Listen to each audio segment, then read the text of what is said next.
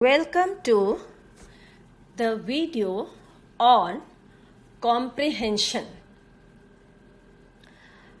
First of all, let us see what is the meaning of comprehension. Comprehension पर आधारित इस video में आपका स्वागत है। सबसे पहले हम ये देखते हैं कि comprehension का अर्थ क्या है। Comprehension means understanding or the knowledge of a given thing. In the study of English, it is the concept or understanding of what a specific text means. Comprehension means understanding or the knowledge of a given thing. जब हम comprehension की बात करते हैं तो उसका अर्थ होता है कि कोई भी दी हुई वस्तु स्थिति या विषय वस्तु को समझना, उससे संबंधित ज्ञान अर्जित करना। और जब हम इंग्लिश लिटरेचर या इंग्लिश लैंग्वेज की बात करते हैं तो वहाँ कॉम्प्रिहेंशन का थोड़ा सा स्पेसिफिक मीनिंग हो जाता है, pinpointed meaning हो जाता है। In the study of English, it is the concept or understanding of what a specific text means. When we talk about English, we mean that we are talking about the specific meaning of a specific text. It points at the ideas the author is attempting to convey. Now, whenever authors write something, they have certain ideas in their mind and they talk about those ideas. And it is that idea of the author or idea given by the author that we are aiming at to understand that idea when we are talking of comprehending a certain piece of text. जब हम English की बात करते हैं तो हम एक विशेष विषय वस्तु या पद्य या गद्य के रूप में जो कुछ भी लिखा हुआ है किसी राइटर द्वारा, उसके अंदर क्या मीनिंग या क्या मैसेज, क्या आइडिया हमें दिया गया है, उसको समझना कॉम्प्रिहेंशन है।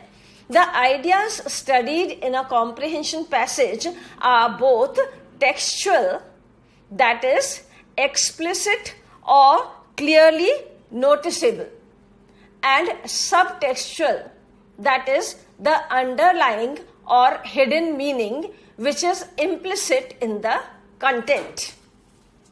Now, when we talk about the text, it points at the ideas the author is attempting to convey. The ideas studied in a comprehension passage are both textual, that are text based, that is which are explicit or clearly noticeable. So when the ideas are studied or scrutinized, then they are studied at two levels. The first level is the external level or the concrete level, the more visible, more clarified level, and which is in the form of the text part, in which we can understand the explicit ideas, the very clearly mentioned ideas which are noticed without any effort. जब हम किसी गद्य या पद्य रचना को comprehend करते हैं तो उसके कॉम्प्रिहेंशन के हम दो स्तर, स्थूल रूप से सबसे पहले हम दो स्तर मापते हैं। पहला स्तर वो होता है जो हमें स्पष्ट रूप से बिना अधिक प्रयास के दिखाई दे जाता है, जिसमें हम सीधे से टेक्स्ट पढ़ते हैं, गद्य या पद्य जो भी हमारे सामने गिवन टेक्स्ट है उसे हम पढ़ते हैं और उसमें क्लियरली नोटिसेबल जो भी पॉइंट होता है, स्पष्ट रूप से दिखाई देने वाला जो भी पॉइंट होता है, मुखर होता है, वो हम बिना एफर्ट के देख पाते हैं, कोई प्रयास हमें नहीं करना होता है और हम उसको आराम से देख लेते हैं। एंड सेकेंड इज सब textual, that is the underlying or hidden meaning which is implicit in the content. And the second level or the second layer of understanding is the subtextual part. That is the underlying or hidden meaning which is implicit in the content. Now, what happens when the writer writes? On one hand, there is the exterior of the construction. On the other hand, there is the interior. And the interior part or the implicit part or the part which has a hidden meaning can be understood when we first of all understand the outer part or the explicit part or the easily noticeable part. जब हम text को देख लेते हैं, बाहर की रचना को देख लेते हैं, उसे समझ लेते हैं, उसके बाद उसको भेद करके या अपनी समझ को थोड़ा और आगे बढ़ा करके हम राइटर की उस कॉन्सेप्ट तक पहुंचते हैं जहां पर वो कोई भी दबी हुई, छुपी हुई या समाहित संदेश अगर अपने टेक्स्ट में, अपनी रचना में हमें देता है, तो हम पहली लेयर को या पहले स्टेज को कवर करने के बाद इस सेकंड लेयर या सेकंड स्टेज तक पहुंच पाते हैं. टेक्स्ट के बाद हम सब टेक्स्ट के ऊपर पहुंचते हैं. When you read any text, your brain must process not only the literal words of the piece, but also their relationship with one another. Now, in order to understand, in order to comprehend, when you read any text, your brain must process not only the literal word of the piece, but also their relationship with one another. Now, words, they have a literal meaning. They have a word meaning type of meaning. जब शब्दों को हम शब्दों के हम पढ़ते हैं या उनको हम खोलते हैं, विश्लेषण करते हैं, तो हम सबसे पहले शब्दों को शब्दार्थ के रूप में देखते हैं. ये हमारा पहला अटेम्प्ट होता है. जब कॉम्प्रिहेंशन पढ़ना होता है, when we have to comprehend a passage or a certain piece of written text, then we first of all have to see the literal words, but we don't have to restrict ourselves to the literal words. हमें शब्दार्थ पर आकर के अपने आप को रोकना नहीं है, but also their relationship with one another. We have to see how the words move in a group or move in a relation with one another, because each word provides a meaning to the other word and derives a meaning from another word. हर शब्द अपने आगे पीछे के शब्दों को या तो अर्थ देता है या उनसे अपने लिए अर्थ या भाव लेता है. तो जब हम कॉम्प्रिहेंशन पैसेज पढ़ते हैं तो हमें ये इसको समग्र रूप से इंटीग्रल फॉर्म में देखना चाहिए. All words have a context, background or relation. Now, all the words that are given in a comprehension passage, they have a context. हर शब्द का कोई ना कोई संदर्भ होता है. They have a background or relation. And they have a background. इनकी कोई पृष्ठभूमि भी होती है, तभी वो शब्द वहां पर प्रयुक्त हुआ है. और a relation. Relation either to the content or to the other words which are in its neighborhood. और इन शब्दों के अंदर एक संबंध होता है, और वो संबंध होता है या तो जो दिया हुआ तथ्य है, दी हुई विषय वस्तु है उससे, या अपने आगे पीछे के जो शब्द दिए हुए हैं उनके साथ. You should see the correlation behind the words, how subtle language and vocabulary usage can impact emotion and meaning behind the text, and how the text comes together as a larger, coherent or easily understandable whole. When you study a comprehension passage, and especially when we talk about advanced comprehension, there you should see the correlation behind the words, how subtle language and vocabulary usage can impact emotion and meaning behind the text. जब हम इनको comprehension passage को पढ़ते हैं और विशेष रूप से advanced comprehension की बात करते हैं, तो हमें क्या देखना है? The correlation behind the words, शब्दों के आपसी सामंजस्य क्या है, आपसी तालमेल क्या है, आपसी संबंध क्या है. How subtle language and vocabulary usage can impact emotion. Then what is the emotion given in the content, in the text. That emotion will take us to the subtext.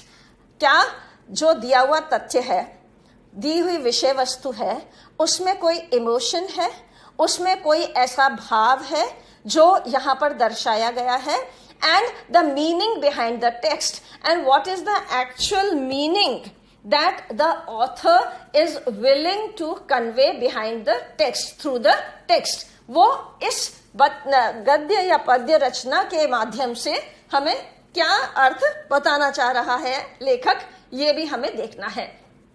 And how the text comes together as a larger, coherent or easily understandable whole.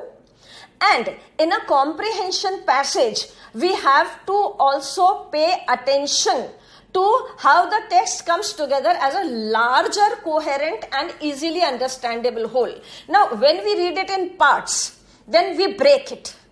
But break it into parts, go through the individual parts, then put the parts together, assemble the parts, and having assembled the parts, then take out the actual meaning or actual comprehensible content. यहां comprehension passage को पढ़ने के लिए हम पहले उसे छोटे छोटे हिस्सों में बांटते हैं, छोटे छोटे टुकड़ों में तोड़ देते हैं. उन छोटे छोटे हिस्सों को या छोटे छोटे टुकड़ों को हम समझ लेते हैं, फिर उसके बाद हम उन सबको असेंबल करते हैं, उन्हें एक जगह एकत्रित करते हैं, और उसके बाद जो coherent and easily understandable whole, जो meaningful, easily understandable means which is actually giving us a meaning which we can directly take in. जब ये टुकड़े हम जोड़ते हैं, जब ये छोटे छोटे हिस्से जिनको हमने विभाजित किया है अपनी कॉम्प्रिहेंशन के लिए, अपनी समझ के लिए, जब हम इनको जोड़ते हैं तो हमें ये धीरे धीरे समझ में आने लगते हैं. और जब ये एक साथ करके एक मीनिंग में समझ में आने लगते हैं, वहां पर हमारा कॉम्प्रिहेंशन का काम पूरा होता है, या हमारे कॉम्प्रिहेंशन का जो मंतव्य है, the main essence of our comprehension or the main essence of our understanding is established when, after breaking it into parts, then understanding individual parts, then reassembling all the parts into one integral whole, we understand the coherent and integrated whole. इस तरह से जब हम छोटे छोटे टुकड़ों में विभाजित करते हैं, हर एक को समझते हैं, उसके बाद उसको एक करते हैं, और जो एकीकृत हिस्सा है इसका, उसको हम समझ पाते हैं, वहां पर हमारी कॉम्प्रिहेंशन या हमारी अंडरस्टैंडिंग एस्टैब्लिश हो जाती है, स्थापित हो जाती है. When you understand the passage with all these different dimensions in view, you go to the depth of its meaning and the rich content of the subject matter. Now, what happens is, when you understand the passage with these different dimensions in view, now what happens for a learner, for a scholar, for a student, it is very important to know that we are adding different dimensions. एक छात्र के लिए या एक ज्ञान पिपासु के लिए यह आवश्यक है कि वो समझे कि हमने ये अलग अलग आयाम अपने लर्निंग प्रोसेस में, अपने सीखने की प्रक्रिया में जोड़े हैं, और इन छोटे छोटे आयामों को पूरा करने के बाद you get to the depth of its meaning and rich content of the subject matter. When we are comfortable with the different dimensions, we accept them, then we go to the depth of its meaning and the rich content of the subject matter. Once we are decided on the point that we are talking about things which are diverse or different or individual, but they will be put together, they will come together, and then they will give a complete meaning. then we go to the depth of the meaning of the comprehension passage, and the rich content of the subject matter comes to our knowledge after that. तो जब हम ये स्वीकार कर लेते हैं कि हमने छोटे टुकड़े देखे, फिर उन्हें एकीकृत किया, एकजुट किया, एक समग्र रूप में बांध दिया, और समग्र रूप में बंधे हुए का जो पूर्ण अर्थ निकलता है वो हमें समझना है, और वो हमें समझ में आने लगता है, वहां पर हम उसके अर्थ की गहराई में जाते हैं और उसके अंदर जो भाव है या उसके अंदर जो ज्ञान है या संदेश है, हम उसको ले पाते हैं. This is how comprehension, the very idea of comprehension gets activated in our mind. जब हम इस प्रोसेस से कॉम्प्रिहेंशन पैसेज को समझते हैं तो हमारा मस्तिष्क में भी कॉम्प्रिहेंशन का आइडिया आ जाता है. उसके बाद हम कभी भी कोई भी एक्सरसाइज करते हैं तो हमें कॉम्प्रिहेंशन करना आ जाता है, क्योंकि हमें मालूम है हमने स्वयं तोड़ा, हमने स्वयं जोड़ा. प्रोसेस है और इस प्रोसेस ने हमको समझने में हेल्प किया है, इसलिए हमने इस प्रोसेस को फॉलो किया है.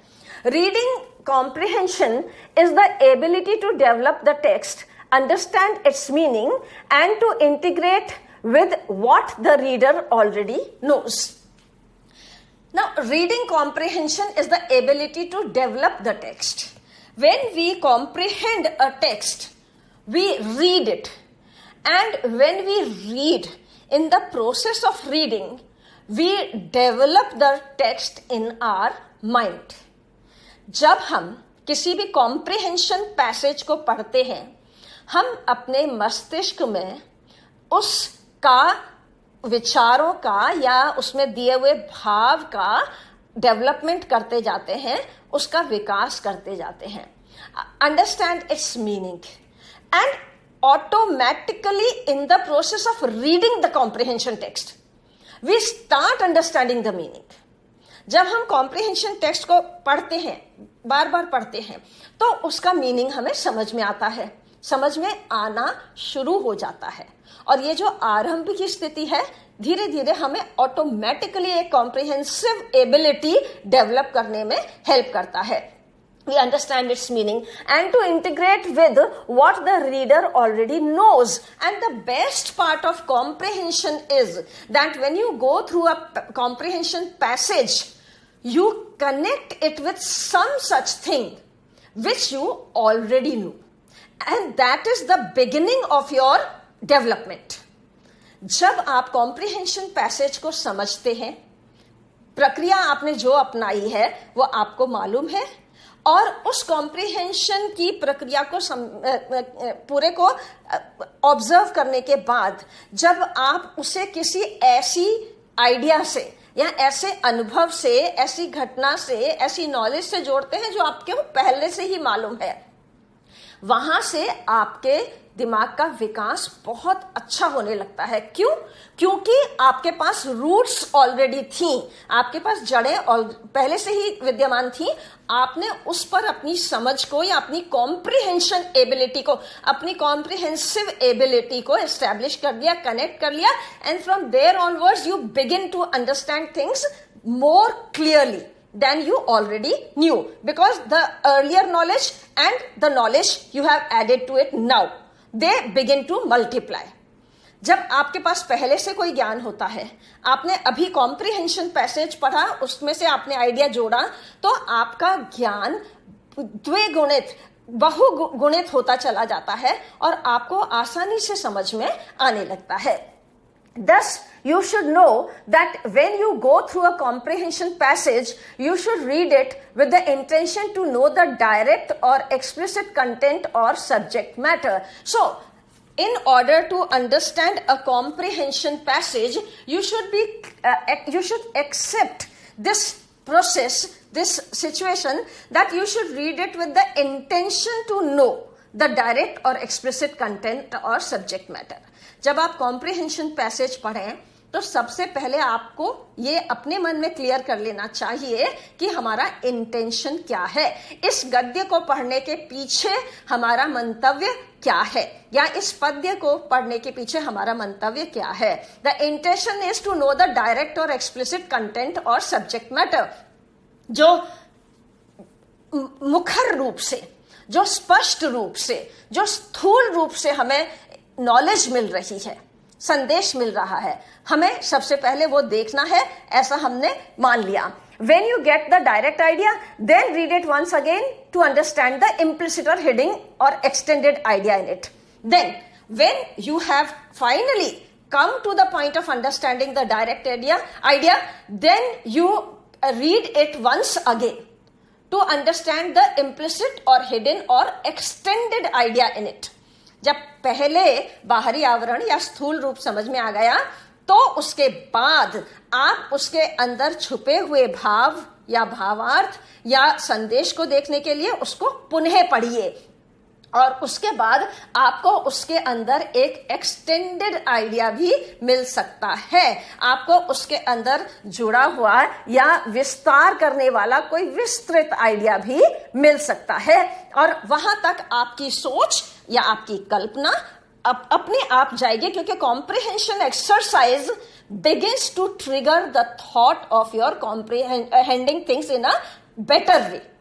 क्योंकि कॉम्प्रिहेंशन एक्सरसाइज जब करते हैं तो हमारे माइंड एक्टिवेट होने के बाद ऑटोमेटिकली हमें उसके आगे का समझ में आने लगता है। हम उससे बेटर अपने आप ही, क्योंकि हमारे अंदर ऑलरेडी नॉलेज होती है, उससे जोड़ करके उसको समझते हैं तो हम बहुत अच्छे से उसको आगे समझ पाते हैं। When you have understood that it is at both the levels, the first stage of advanced comprehension is complete, you can further on explore the technical points to analyze a comprehension passage. Now, when you have understood that it has to be studied at both the levels, अभी आपको comprehension passage का स्वरूप समझ में आ गया कि इसे हमें दो लेवल्स पर समझना है, the explicit or outer level text and the implicit or inner level or the subtext. The first stage of advanced comprehension is complete. You go further on. यहां पर advanced comprehension की जो हमारी यात्रा है उसकी पहली प्रक्रिया पूरी हो जाती है, क्योंकि आपको पता चल गया समझने का प्रोसेस क्या है, समझने की पद्धति ये है, हमने ऐसा समझ लिया, और समझने के बाद हम कंफर्टेबल भी हो गए, आपके माइंड ने, आपके मस्तिष्क ने उस चीज को बिल्कुल स्वीकार कर लिया, उस विचार के साथ आप जुड़ गए हैं। Then you can explore the technical points to analyze a comprehension passage. After that, as a student, as a scholar, you can move further on to understand the technical points about how to analyze a comprehension passage. उसके बाद आप इसके technical points को भी देख सकते हैं, क्योंकि इसमें कई सारी तकनीकी सूक्ष्मताएं हैं जो हमें आगे समझ में आएंगी।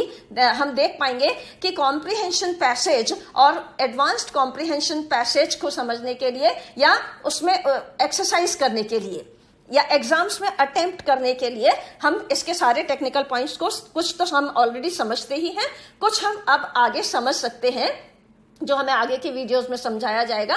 तो उससे हमें फर्स्ट लेवल क्रॉस करने के बाद ही समझ में आएगा।